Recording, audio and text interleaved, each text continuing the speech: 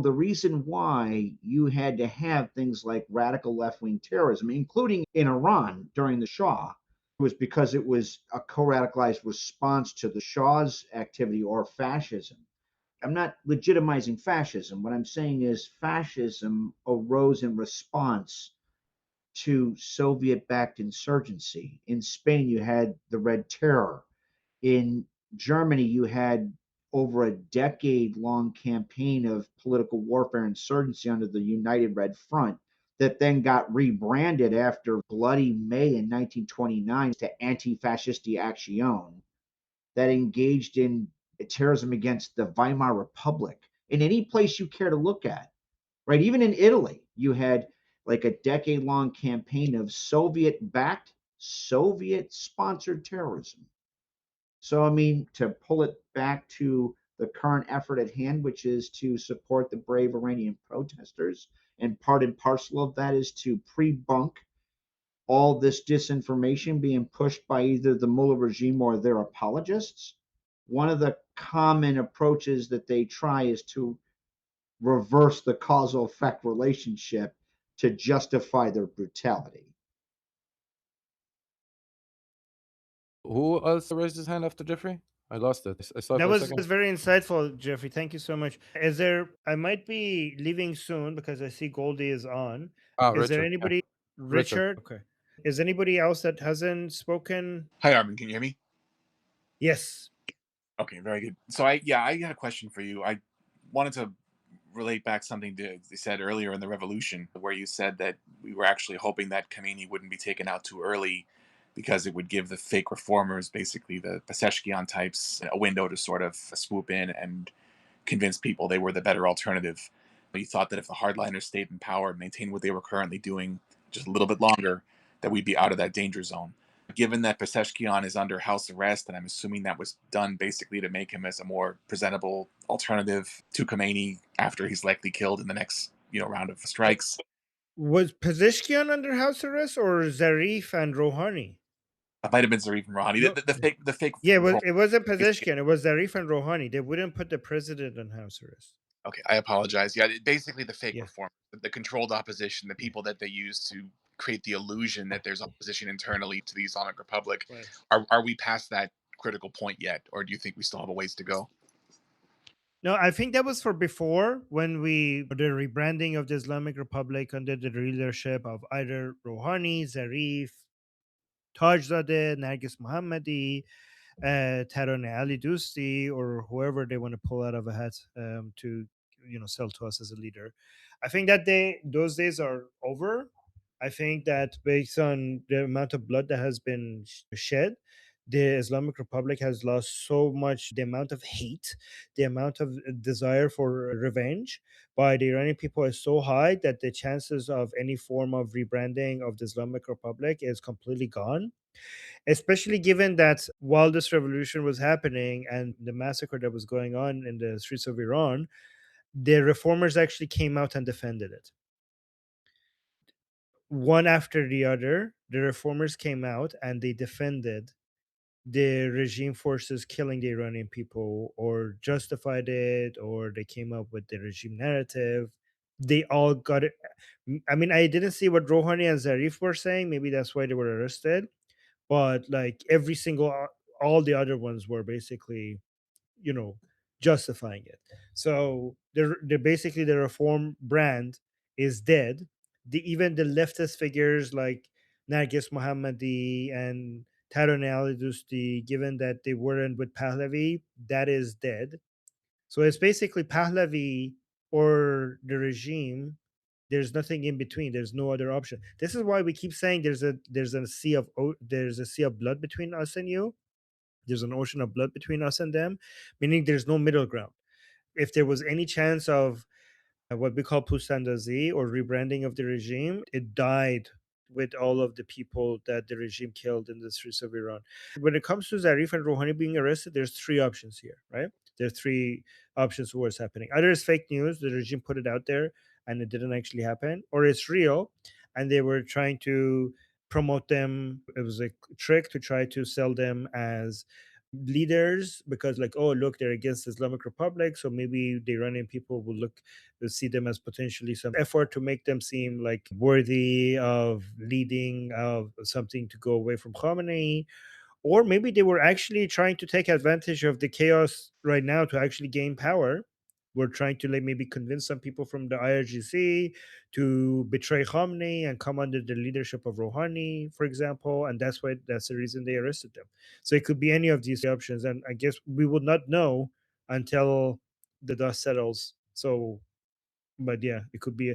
I know there are many people, the hardliners, who hate Rouhani and Zarif more than they hate the Jews and more than they hate Pahlavi. So I know a lot of hardliners would love to. Um, I mean, I know because I listen to them all the time. There are many people within the hardliners that wish that they say that the only thing that they're upset about is that if the day that they will execute Rouhani, they only get to execute him once, and they're sad about that, like, because this is somebody who should be executed 100 times. That's what many hardliners say in Iran. So I know there's a lot of hate against them. So they might actually have arrested him because they were done with his anti-Khamenei rhetoric. Okay, so given all of that, follow-up question: can you see any scenario, any at all, where the Islamic Republic stays in power? No. That's good. No. That's the best news I've heard all year. Yeah.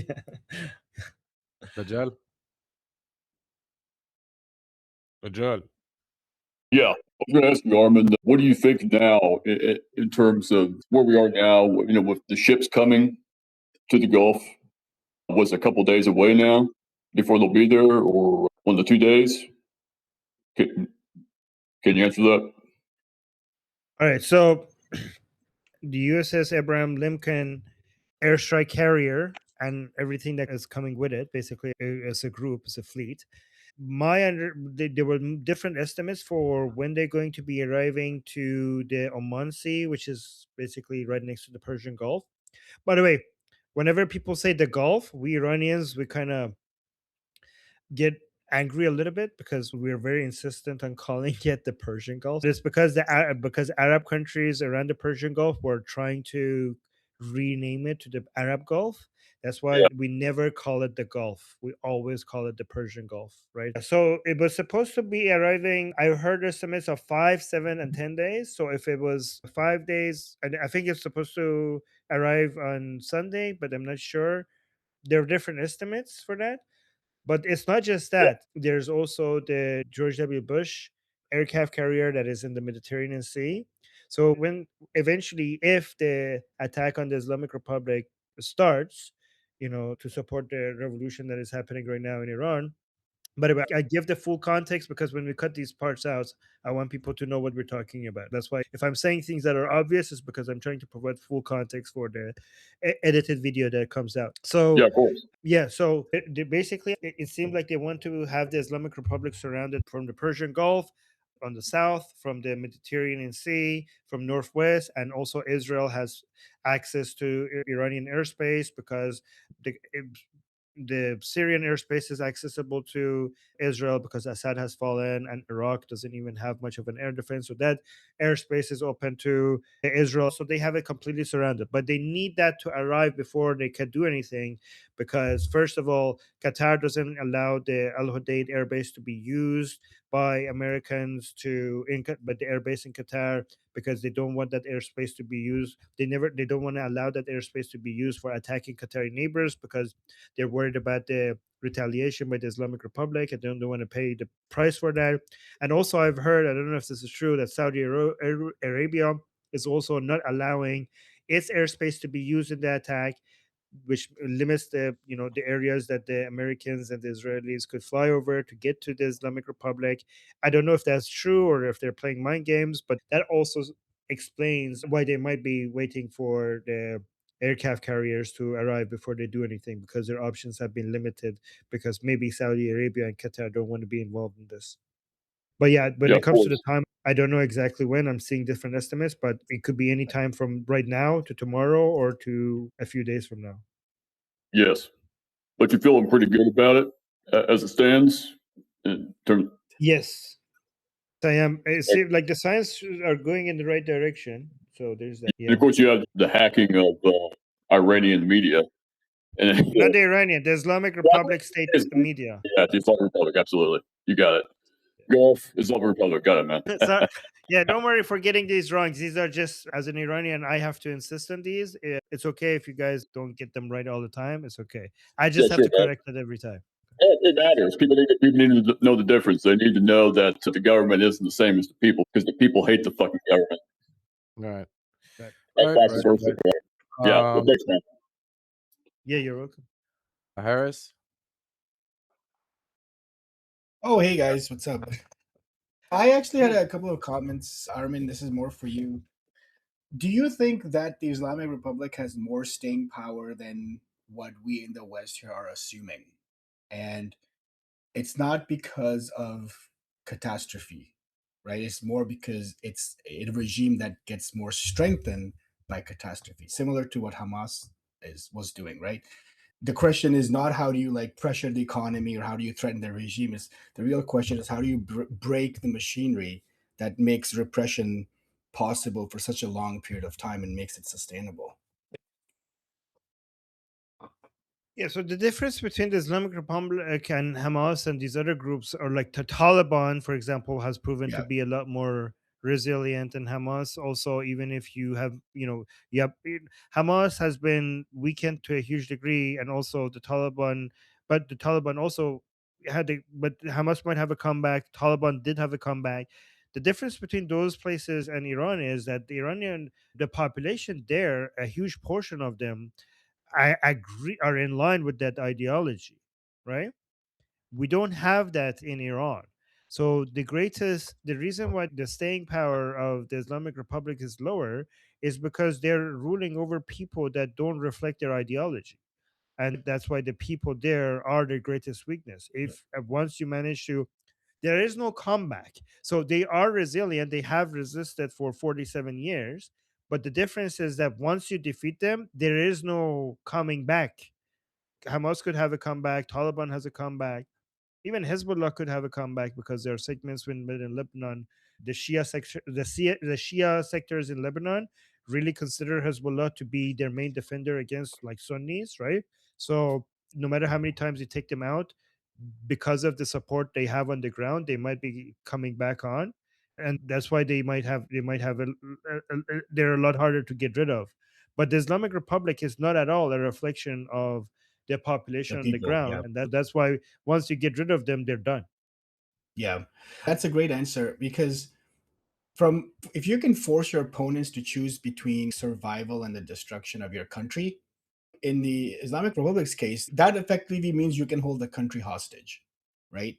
Because I see Goldie is waiting like for me. So to Hassan's point initially, if you were to go after the regime's apparatus, what is that apparatus? That's people that have passports, that are bank accounts, they have families outside of Iran, they're living in Canada, they're living in Dubai, right? So then those people are targetable. Those assets are now essentially radioactive. Yep. So that's one way I think that we can probably hit pretty hard.